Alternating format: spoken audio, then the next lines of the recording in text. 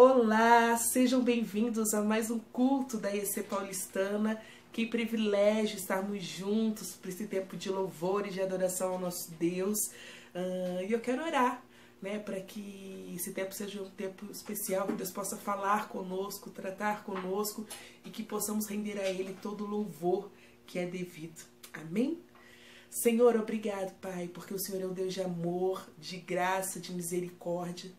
Obrigada, Deus, porque o Senhor é bom e podemos provar da Tua bondade, da Tua misericórdia, da Tua fidelidade a cada instante, Senhor. Obrigada porque o Senhor nos cerca, Deus, com cuidados que nós não poderíamos nunca ter conosco mesmo. Obrigada, Senhor, porque Tu és o nosso Salvador. Obrigado porque Tu és a nossa esperança. Obrigado porque encontramos e entendemos o que é ter uma vida em abundância com o Senhor. Deus, nos ajuda a cada dia a sermos mais parecidos contigo.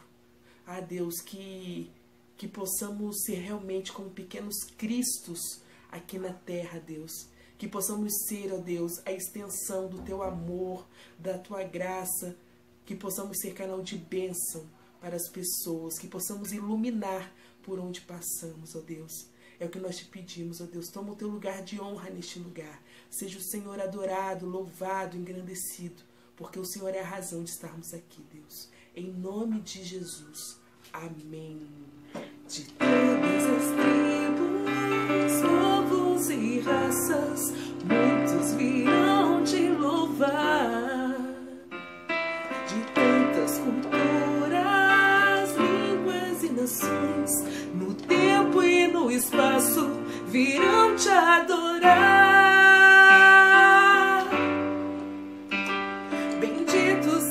Sempre o Cordeiro, Filho de Deus, raiz de Davi.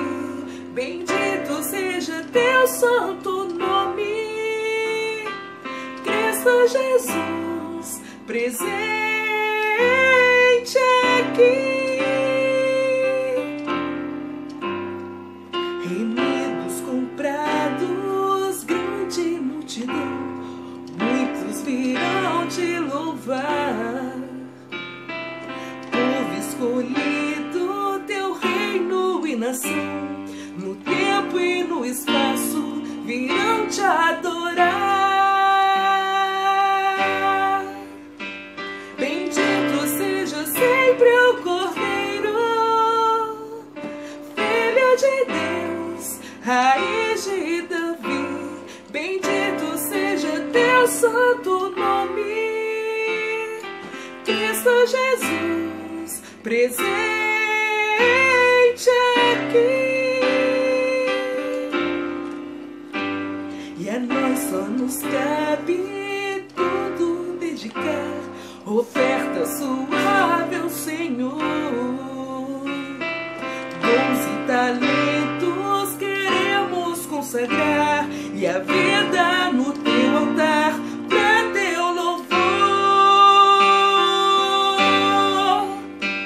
Bendito seja sempre o Cordeiro, Filho de Deus, raiz de Davi.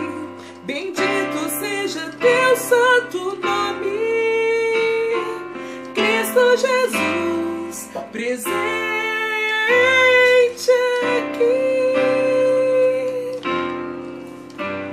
Bendito seja sempre o Cordeiro, Filho de Deus, raiz de Davi.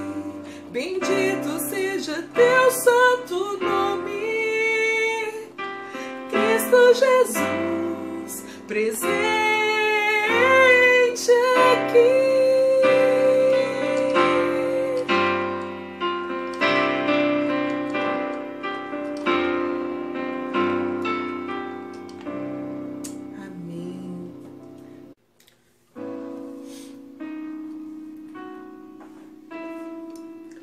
Obrigada, Senhor, porque conhecemos em Ti o verdadeiro amor, porque o Senhor nos ensina a viver uma vida em plenitude. Obrigada, Senhor, porque em Ti conhecemos o verdadeiro perdão. Senhor, Tu é tudo que nós precisamos, tudo que nós desejamos. Nós ansiamos pelo dia que nós estaremos contigo diante do Senhor, dizendo: Santo, Santo, Santo é o Senhor Todo-Poderoso. Ah, o Senhor que é imutável, que não há variação de nada, de ninguém, porque o Senhor é fiel, porque o Senhor é misericordioso, porque o Senhor é bondoso, porque o Senhor é o próprio amor. Obrigada, Senhor, por quem Tu és e tudo que faz por nós. Nós te louvamos, nós te adoramos, Senhor.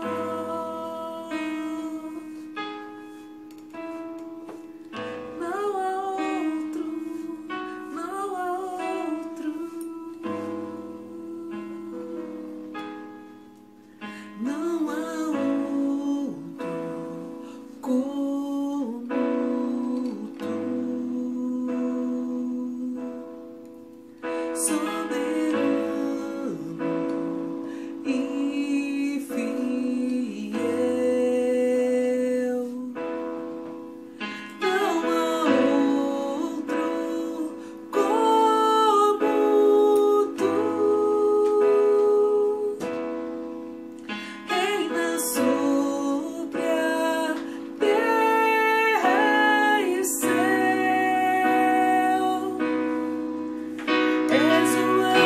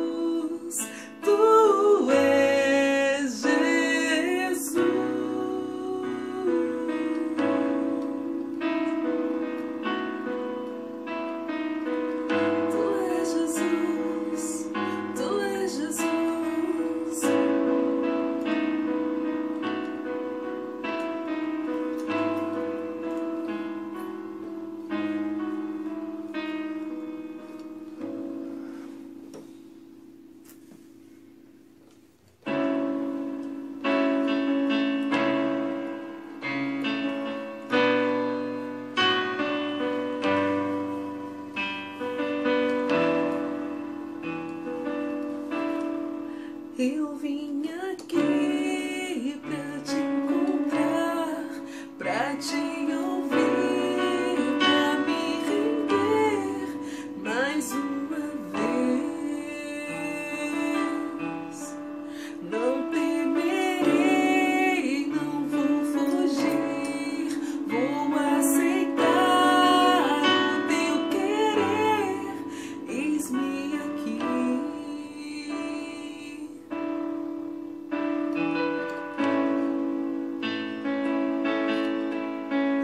Tua voz aquece o meu coração, devolve a vida, a razão e me faz cantar, me refaz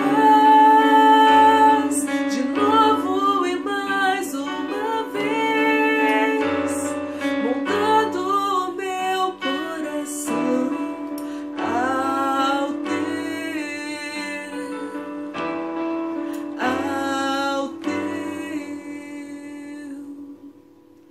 Eu abro mão de decidir o que é melhor, vem governar meu coração.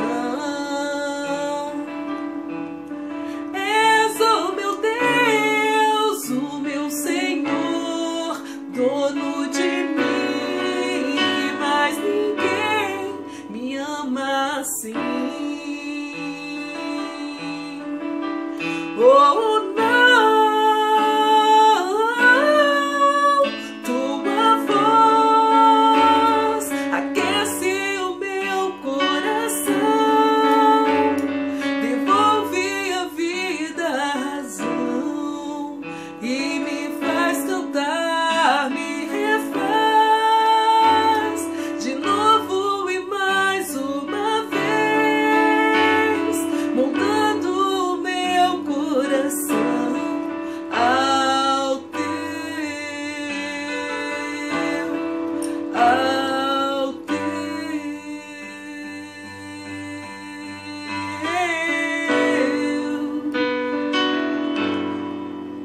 O coração igual ao teu, Senhor, que ama, que se coloca no lugar do outro, que respeita, que se doa. Um coração que perdoa, um coração que ama em todo tempo.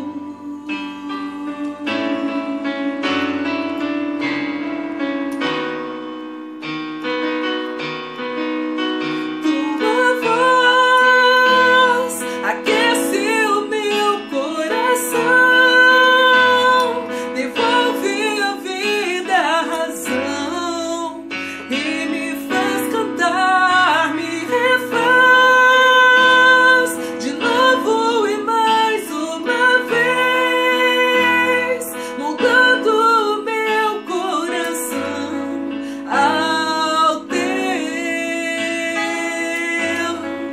ao teu, ao teu.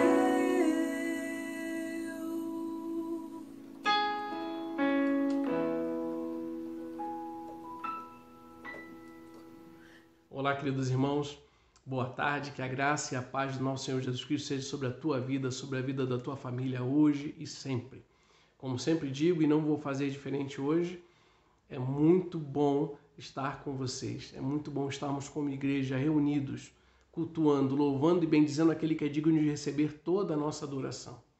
Espero que a sua semana tenha sido boa, eu espero que você esteja transbordando de alegria, da alegria no Senhor, porque a alegria do Senhor é a nossa força. Amém? O que fazemos, ainda que desta forma, né?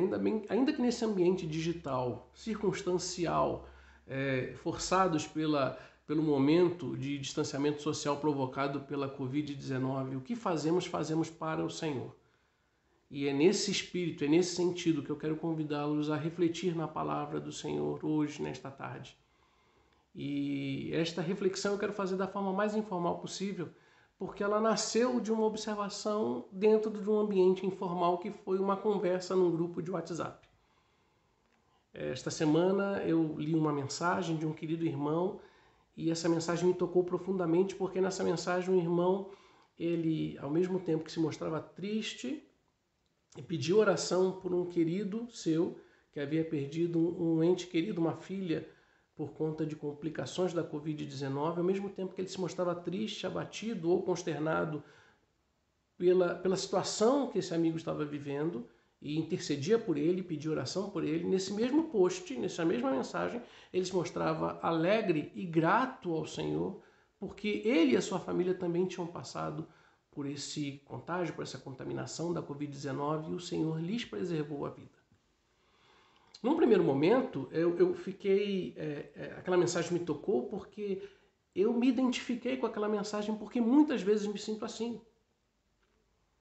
Estou orando, estou triste, estou intercedendo, estou sofrendo com aqueles que sofrem, mas ao mesmo tempo estou alegre, regozijando e louvando e bendizendo e sendo grato a Deus porque Ele tem preservado a mim e a minha família. Não parece antagônico isso? Não parece, não sei se eu vou usar o termo correto, mas não parece paradoxal? Como é que a gente consegue conviver com esse misto, com esse conflito de emoções? Tudo isso é fruto do nosso momento, tudo é fruto do nosso presente tão conturbado, tão difícil.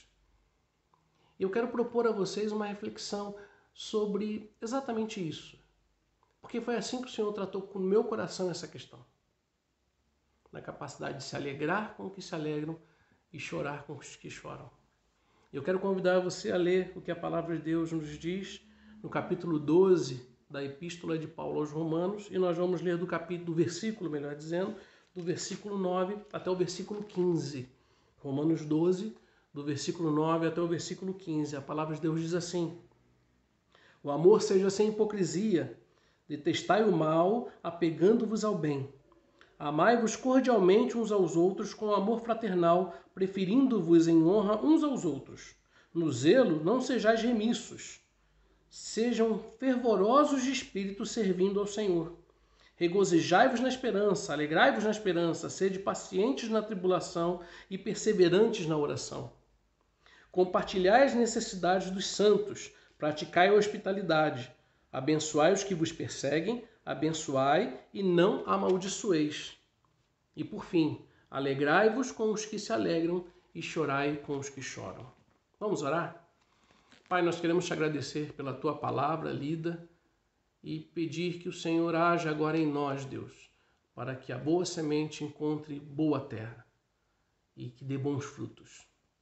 Abre as nossas mentes, abre o nosso coração, abençoa a minha vida que estou aqui compartilhando com os meus irmãos, das minhas reflexões na palavra, na tua santa palavra, e que eles possam também encontrar na tua palavra, ó Deus, o regozijo, o conforto, o consolo para as suas almas, para os seus corações, para as suas mentes. Que o teu nome seja glorificado nisso que estamos fazendo agora. E isso nós choramos em nome de Jesus. Amém. Queridos, eu queria falar rapidamente, antes de chegar nesse ponto em que lemos, sobre a carta de Paulo aos Romanos, a igreja em Roma. A carta de Paulo, essa carta especificamente, ela foi escrita por volta do ano 54, 58 depois de Cristo. É difícil precisar exatamente o momento em que ela foi escrita, e isso é normal para os livros antigos, mas por dicas que são dadas através dos outros escritos de Paulo e através do livro de Atos dos Apóstolos, nós podemos mais ou menos dizer que foi nessa época que Paulo escreveu essa carta. E essa carta foi escrita para a igreja em Roma, que era uma igreja que Paulo não conhecia, não tinha visitado ainda, não tinha sido uma igreja formada a partir da pregação de alguma viagem missionária sua. Talvez isso explique a forma com que Paulo se refere a essa igreja. Quando comparamos essa carta aos Romanos com as outras cartas de Paulo a outras igrejas ou outras pessoas, nós percebemos que as outras começam de uma maneira mais, vamos dizer, íntima, mais até informal. Neste caso, na carta aos Romanos, Paulo usa os primeiros capítulos, do 1 ao 11, para fazer um verdadeiro tratado de teologia. É como se Paulo estivesse se apresentando ou apresentando a sua fé àquela igreja para que eles pudessem, de alguma forma, concordar com ele, porque também tinha sido esse o evangelho pregado a eles e que tinha transformado a vida deles. Alguns estudiosos dizem que os primeiros 11 capítulos da carta aos Romanos é um verdadeiro tratado de teologia. É profundo. É coisa para se estudar durante muito tempo. Alguns, eu já ouvi até dizer isso, dizem que poderia ser chamado de Evangelho segundo Paulo. Ou os fundamentos da fé cristã segundo a visão dada pelo Espírito Santo a Paulo. Tanto é maravilhoso, tanto é profundo, que ele vai encerrar o capítulo 11, essa primeira parte da carta, com um verdadeiro cântico de louvor. Eu gosto muito de vir lendo esses capítulos de Romanos e chegar no versículo 33 do capítulo 11 e entender que Paulo estava quase em êxtase espiritual quando ele escreve o que a gente costuma chamar de hino de adoração. É quase um salmo paulino. Se você não conhece esse texto, leia esse texto. Cante esse texto ao Senhor, porque é verdadeiramente um hino de adoração. Encerrada essa primeira parte, ele então começa o capítulo 12, como diz o pastor Hernandes Dias Lopes, como fazendo o complemento da primeira parte. Se na primeira parte havia doutrina, na segunda parte, a partir do capítulo 12, há a prática, há a ética cristã, há a vida cristã na prática. Transformados que fomos, regenerados que fomos, justificados que fomos, salvos que somos, agora vamos viver.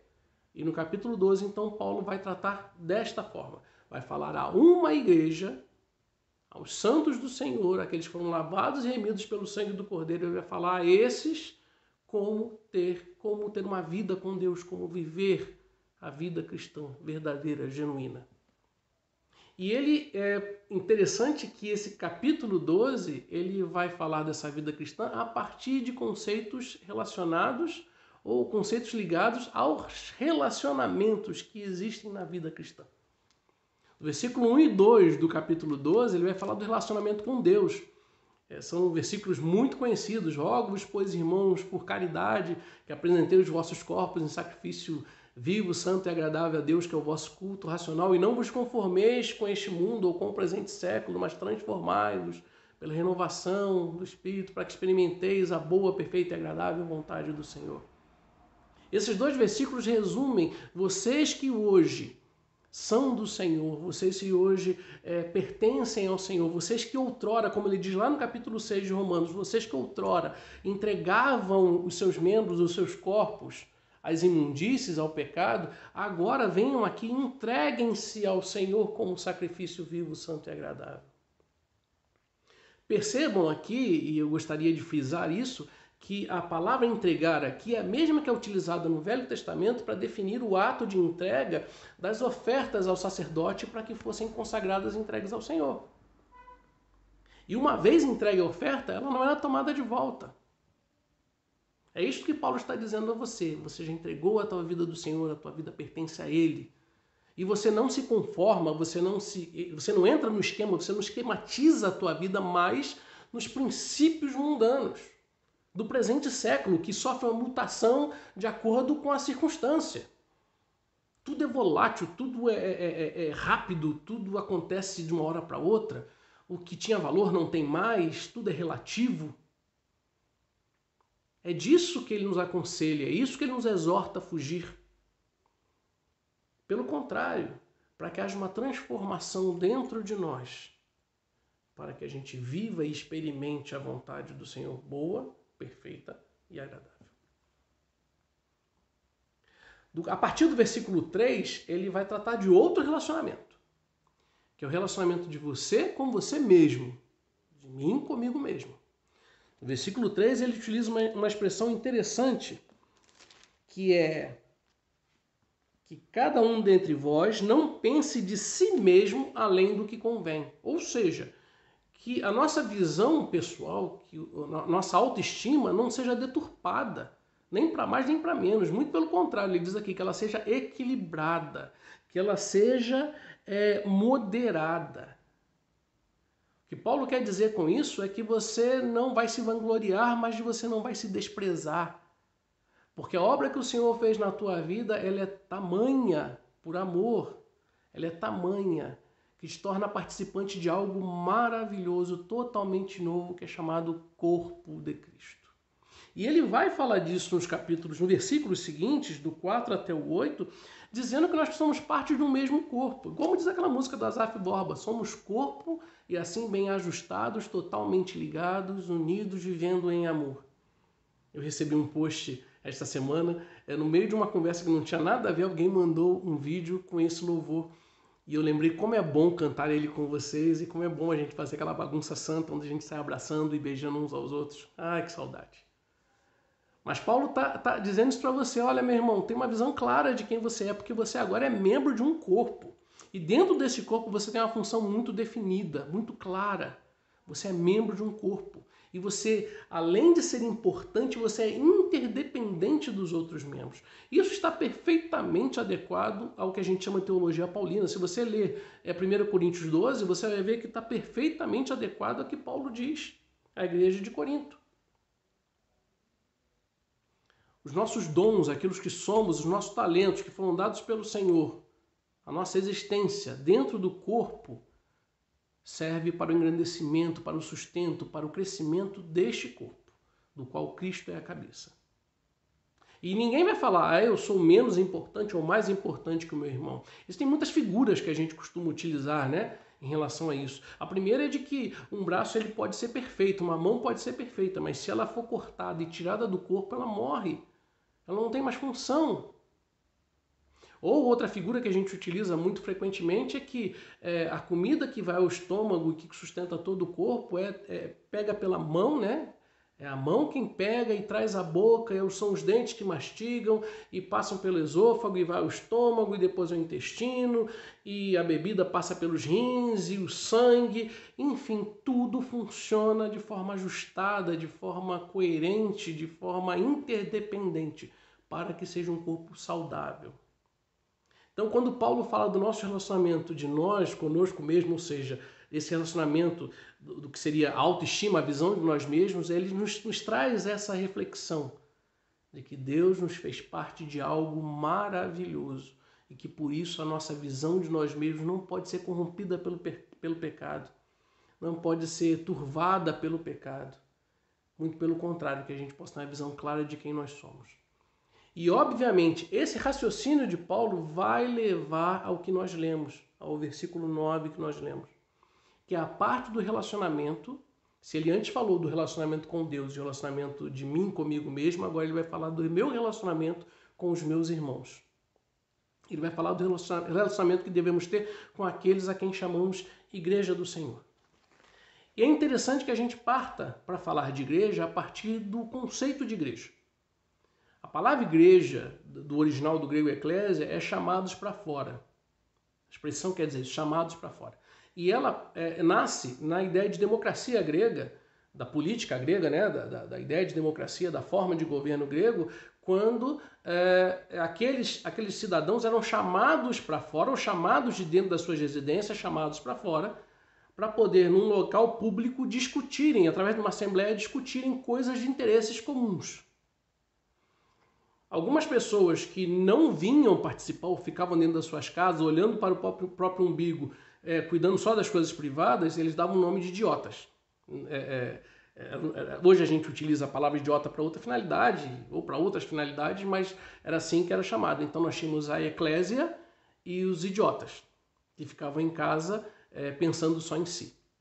A eclésia não, a eclésia pensava em todos. A eclésia são os chamados para fora.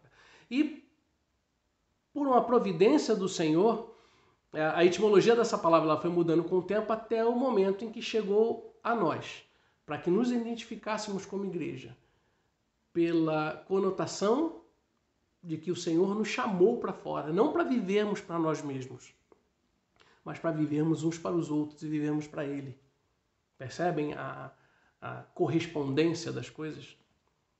Então, quando Paulo, a partir do versículo 9, ele vai falar da relação que temos entre nós como igreja, ele obviamente vai começar falando do amor. Que esse amor ele não seja hipócrita, ele não seja fingido.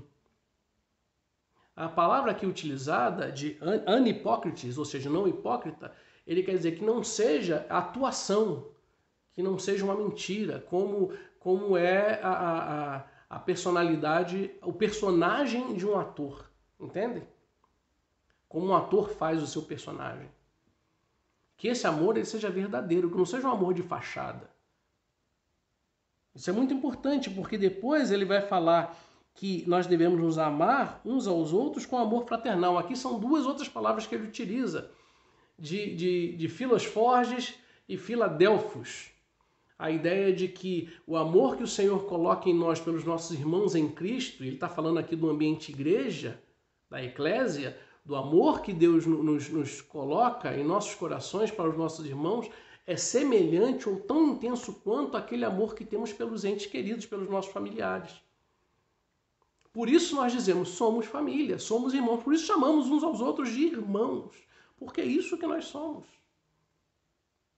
Os chamados para fora, a eclésia, a igreja do Senhor, é uma grande família, chamados pelo Senhor para sermos santos juntos, conjuntamente. Esse é o contexto que Paulo está dizendo aqui. E ele fala sobre cuidado, ele fala sobre hospitalidade, ele fala que nós devemos estar atentos e compartilhar as necessidades dos irmãos dos santos. E ele vai concluindo essa parte em que ele fala do relacionamento entre irmãos, falando sobre aquilo que lemos no versículo 15. Alegrai-vos com os que se alegram e chorai com os que choram. Foi aí que o Senhor tocou no meu coração. É na igreja que nós encontramos pessoas ligadas a nós pelo Espírito Santo, orientadas pelo Espírito de Deus, que nos amam sem fingimento, que por nós tem um amor sincero. O pastor Sérgio costuma fazer a explicação do que o termo sincero quer dizer, né? Sem cera, é o vaso rachado que passava-se uma cera em cima para disfarçar. Pois é, o amor ele não pode ter cera disfarçando, ele tem que ser sincero, tem que ser sem hipocrisia, sem fingimento. É na igreja, é no arraial de Deus, é no arraial dos santos, é no meio da eclésia, dos salvos, é que nós encontramos pessoas que são consoladas para consolar, que não pensam só em si. Pelo contrário, consideram-se os outros superiores a si mesmos,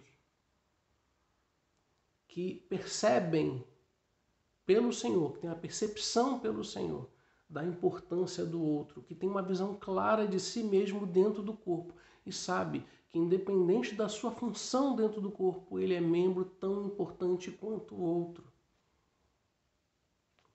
Nesse contexto da igreja, nós encontramos gente que participa das nossas dores e participa das nossas alegrias intensamente e conjuntamente.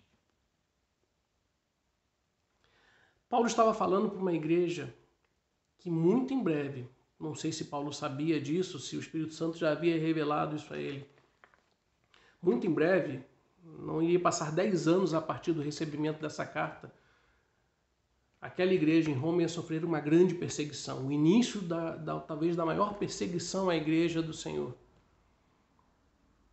A partir do imperador Nero, a partir do incêndio de Roma e da forma com que Nero culpou os cristãos e começou a perseguir os cristãos, aquilo se tornou uma verdadeira prática comum no Império Romano e a igreja passou por momentos de muitas dificuldades.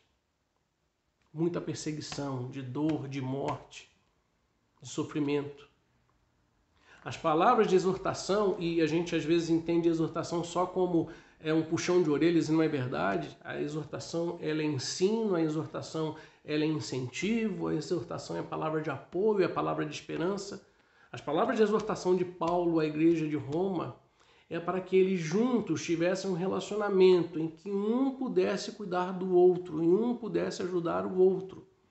E eles pudessem estar juntos em todos os momentos, nos momentos de alegria e nos momentos de dor. Porque sim, haveria momentos de alegria e momentos de dor.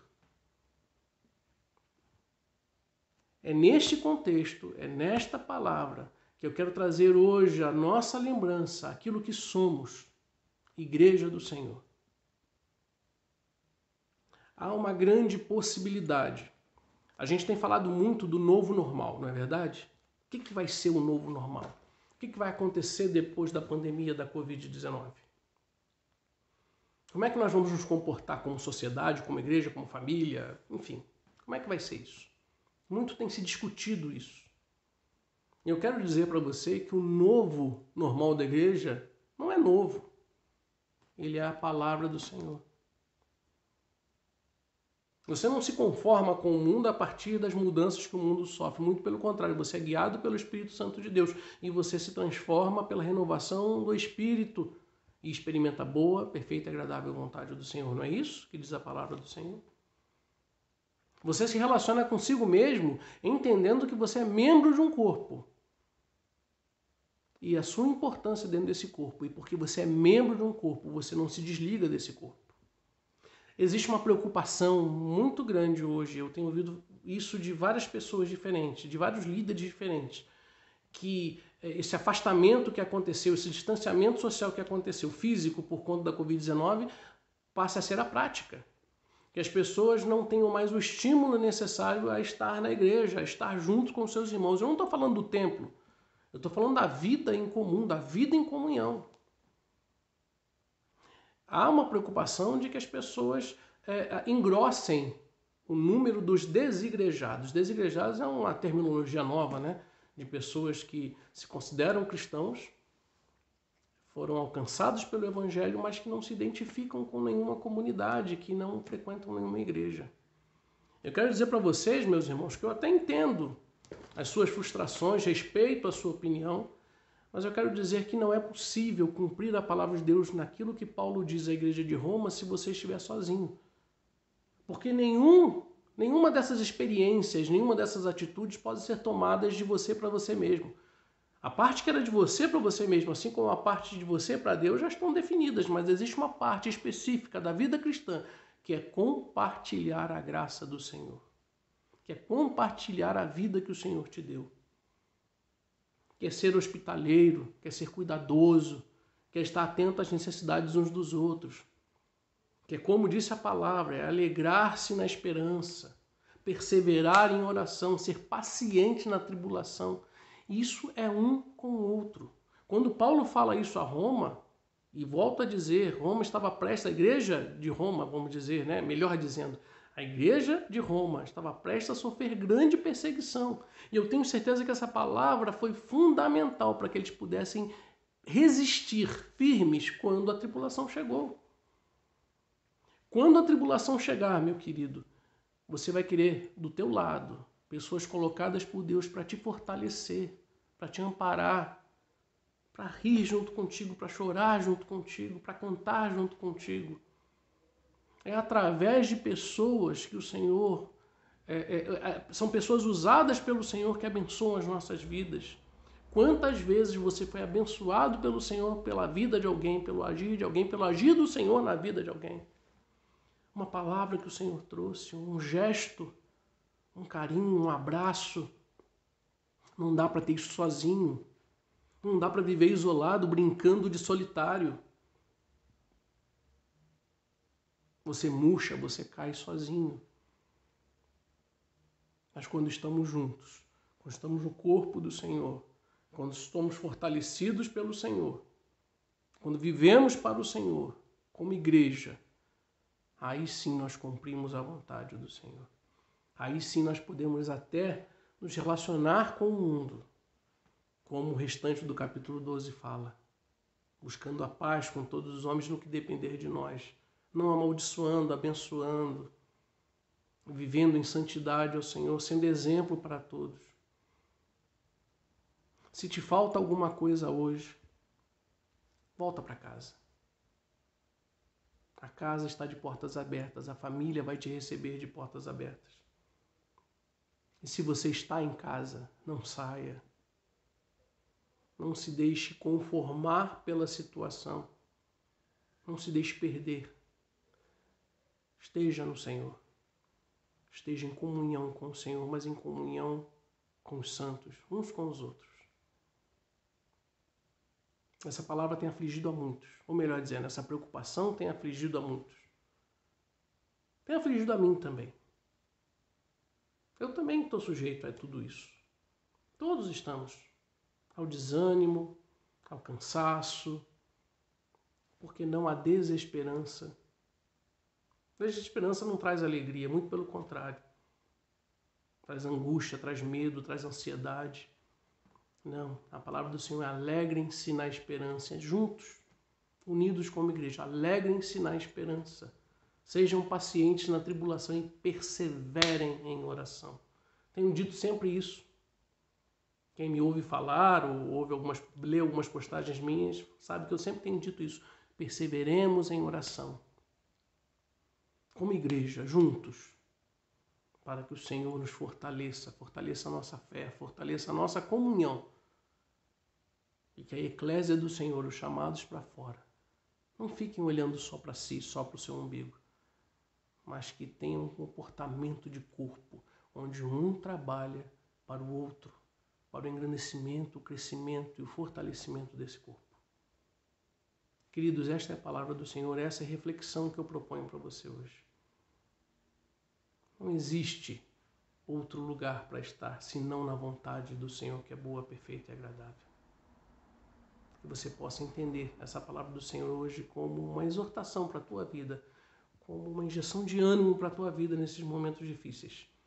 E que você possa se sentir tocado e, por que não dizer, abalado pela palavra do Senhor. A melhor coisa que pode acontecer com nós é quando as nossas estruturas, quando aquilo que a gente acha que são os nossos alicerces particulares, são tremidos pela palavra do Senhor. É Deus nos confrontando, é Deus nos fazendo fortes, é Deus nos fortalecendo. Amém? Eu sei que os dias são difíceis. Também tenho passado por eles. Mas eu tenho certeza que o Senhor é conosco. E tenho certeza que o Senhor tem colocado homens e mulheres, servos do Senhor, para nos amparar nesse momento. E que não nos esqueçamos em momento nenhum uns dos outros, para que nisso o Senhor seja glorificado. Quero agradecer muito a tua atenção e quero pedir a você que participe agora dessa oração para terminarmos esse momento de reflexão na palavra do Senhor. E que você possa refletir nisso que o Senhor trouxe a nós hoje, para que, no que for necessário, nós possamos corrigir o nosso caminhar. Amém? Pai, nós queremos te louvar e te agradecer, Deus, porque o Senhor é maravilhoso nas nossas vidas, o Senhor tem nos fortalecido, tem feito multiplicar em nós a fé, a confiança, a esperança. Ó Deus, e por isso, Deus, nós podemos dizer que nossos lábios, Deus, vão te louvar continuamente. Porque Tu és o nosso Deus e não há outra maneira de estarmos na Tua presença senão bendizendo e louvando ao Teu nome. E louvando o Senhor com a nossa vida, com tudo que fazemos, com tudo que somos. Muito obrigado, Deus, porque o Senhor tem nos amparado, tem nos sustentado. Muito obrigado, Senhor, porque o Senhor tem ainda nos chamado a atenção, nos exortado a voltarmos aos princípios, aos elementos da Tua palavra, para que o nosso pé não tropece. E ainda que tropecemos, que possamos levantar e seguir em frente. Que possamos, Deus, nos alegrar, perseverar, ser pacientes, mas principalmente que possamos ser igreja do Senhor, porque esta é a Tua vontade. É assim que o Senhor nos disse, nos ensinou através da Tua palavra. E eu creio, Senhor, que fazendo assim, estamos cumprindo a Tua vontade. Abençoa, Deus, e anima aqueles que estão desanimados. Traz aqueles que estão afastados, Senhor.